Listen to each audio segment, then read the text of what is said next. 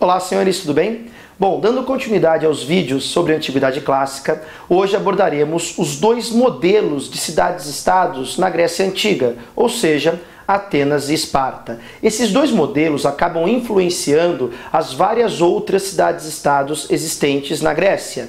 Portanto, as cidades do norte, da Península da Ática, acabam copiando o modelo de Atenas e as cidades do sul, da Península do Peloponeso, acabam copiando o modelo de Esparta.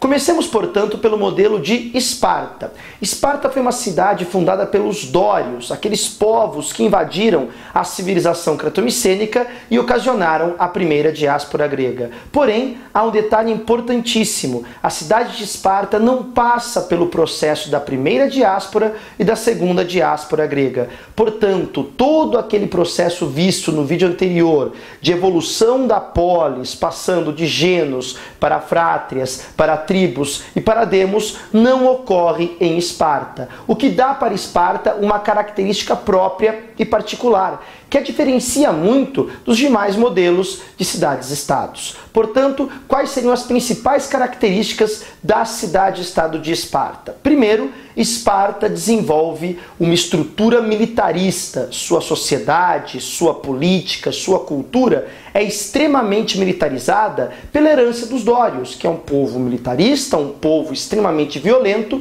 que invadiu a civilização cretomicênica. Portanto, uma primeira característica: Esparta apresenta um grande processo de militarização. Isso se reflete primeiro em sua sociedade.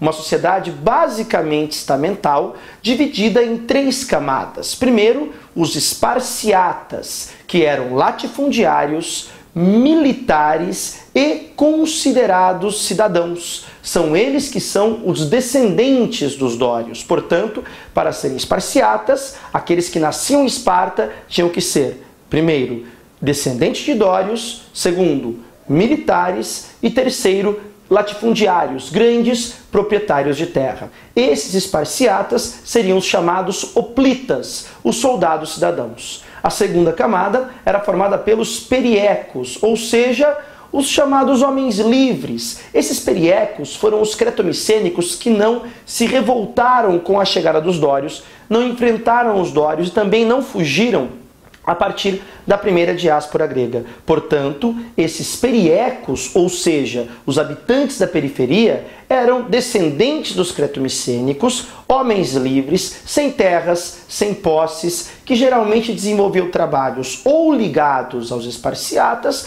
ou trabalhos como artesanato, pequeno comércio e por aí afora. Portanto, uma camada pobre e que não tinha direito à cidadania. Eles não eram hoplitas. E por último, a camada dos ilotas, aqueles cretomicênicos que tentaram lutar contra a invasão dos dórios e acabaram sendo escravizados. Porém, aqui é importante citar um debate que o vestibular sempre aborda. Para alguns vestibulares e para alguns estudiosos, os ilotas são escravos, prisioneiros de guerra. Para outros, não.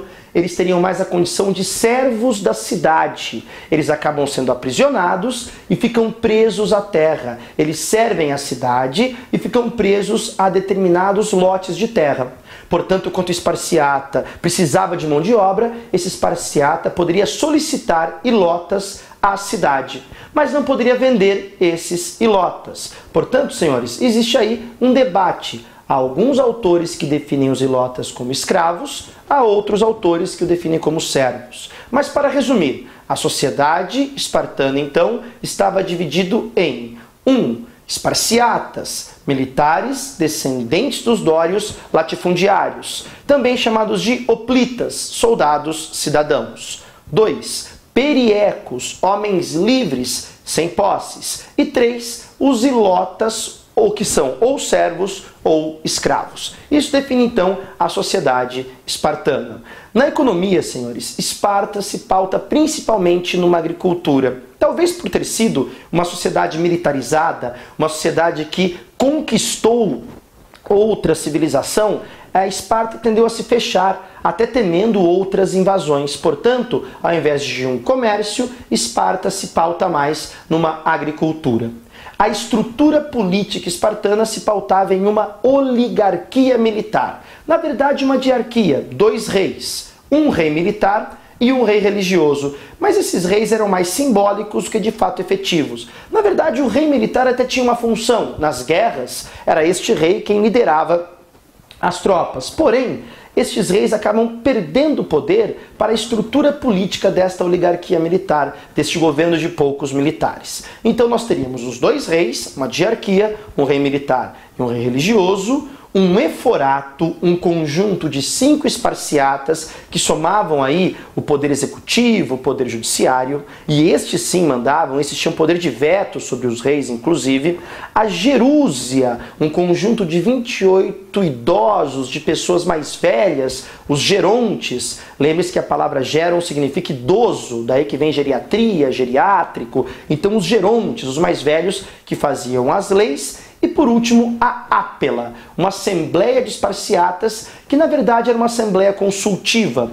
Ela não tinha poder de deliberar, de decidir, mas apenas um poder de consulta. Ela dava uma opinião sobre as decisões tomadas pelo eforato. E esta consulta era feita por aclamação, ou seja, por palmas. Então vocês percebem que não é um processo preciso, que ela era muito mais uma consulta, uma assembleia consultiva do que de fato deliberativa. Então, resumindo, na política espartana temos uma oligarquia militar, na qual existe uma diarquia, 2 reis, um rei militar e um rei religioso, o eforato, um conjunto de 5 membros, 5 esparciatas que dominam o poder executivo e judiciário, a gerúsia, 28 gerontes, que era o poder legislativo, e por último a ápela, uma assembleia consultiva. Essa então a estrutura política dos espartanos, de Esparta. E agora, senhores, o ponto mais importante: a cultura espartana, uma cultura militarizada. Portanto, a educação espartana não se preocupava com o desenvolvimento de artes ou de ciências. Veremos daqui a pouquinho que Atenas vai se preocupar com a filosofia, com o teatro, com a política. Não veremos isso em Esparta.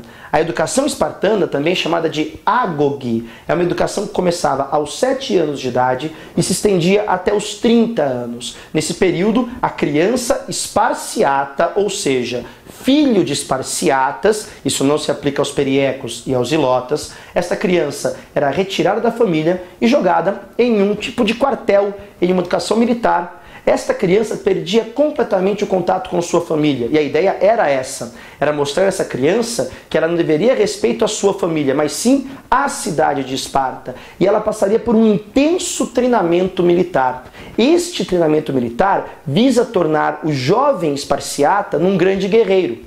Aos 18 anos de idade, este jovem passa por uma prova para ver se pode se formar nesta graduação militar. Esta prova consistia em matar ilotas. Uma vez aprovado nesta prova, começava a segunda etapa da educação do espartano, que ia dos 18 aos 30 anos, o aperfeiçoamento militar. Somente aos 30 anos, o esparciata recebe o título de hoplita, soldado, cidadão, recebendo o seu lote de terras, recebendo os ilotas para trabalhar nessas terras e, principalmente, podendo se casar e ter família. Percebam então que é uma característica muito forte dentro de Esparta. O cidadão é aquele que é militar, que é soldado. Daí o termo soldado, cidadão. Percebam que o termo soldado vem antes de cidadão. A condição de soldado é que dá a cidadania para o espartano. Portanto, aquele que não fez parte desta educação não consegue o título de hoplita, não consegue a sua cidadania. Portanto, cidadãos apenas os esparciatas. Então, uma educação militarista, esse é o primeiro ponto. Segundo ponto importante, é uma sociedade que valoriza a mulher. A mulher tem um treinamento militar limitado, a mulher tem uma participação na sociedade muito maior do que em Atenas. Veremos que, ao contrário do que o senso comum pensa, de que Atenas era uma democracia e, portanto, a mulher tinha maior participação, as mulheres não terão participação alguma em Atenas e terão um papel importante em Esparta. E o principal papel da mulher em Esparta, desculpem o termo vulgar, mas é o termo da época. A mulher tinha a função de parideira. Ela tem que dar à luz a criança saudável, pois esta criança saudável será o bom guerreiro. Portanto, é famoso o processo no qual os sacerdotes espartanos costumavam fazer e aí vem uma outra característica importante, uma seleção de crianças, uma eugenia, uma limpeza étnica. Se a criança nascesse com algum defeito físico, com alguma deficiência que não permitisse que ela desempenhasse a função de soldado, essa criança seria exterminada, ela seria executada. Portanto, é uma sociedade eugênica, é uma sociedade que visa criar uma estrutura de uma pureza racial. Portanto, é possível aplicar o termo eugenia. Percebam então as características da cultura espartana. Uma cultura militarista, com uma educação exclusivamente militar, com a mulher tendo um papel de importância na sociedade, mesmo que como parideira, mas ela vai receber também o treinamento militar e terá uma certa participação dentro da própria política de Esparta, e a prática da eugenia, a execução, o extermínio das crianças que não apresentassem aquilo que os espartanos consideravam uma perfeição física para o exercício da função de soldados. Vocês perceberam então que Esparta não se preocupa com artes ligadas à retórica, à fala? É por isso que os espartanos também eram chamados de lacônicos, os habitantes da Lacônia. E até hoje o termo lacônico significa uma pessoa calada, uma pessoa fechada, como os espartanos. E os espartanos serão totalmente diferentes dos atenienses nesse sentido. Pois bem, senhores, nessa primeira parte do vídeo então, fechamos uma breve análise sobre Esparta. Na segunda parte deste vídeo, faremos uma breve análise sobre a cidade de Atenas. Obrigado pela atenção e até o próximo vídeo.